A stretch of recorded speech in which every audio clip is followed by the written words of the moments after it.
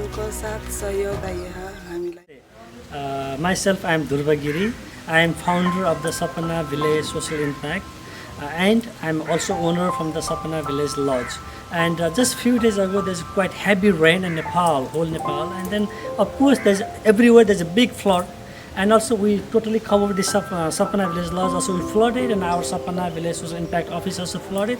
And same time, of course, there's so many people in the here around area in the Sapana Village Social Impact. There's a lot of poor people living around this area also. There's a big flood and there's big damage of their house.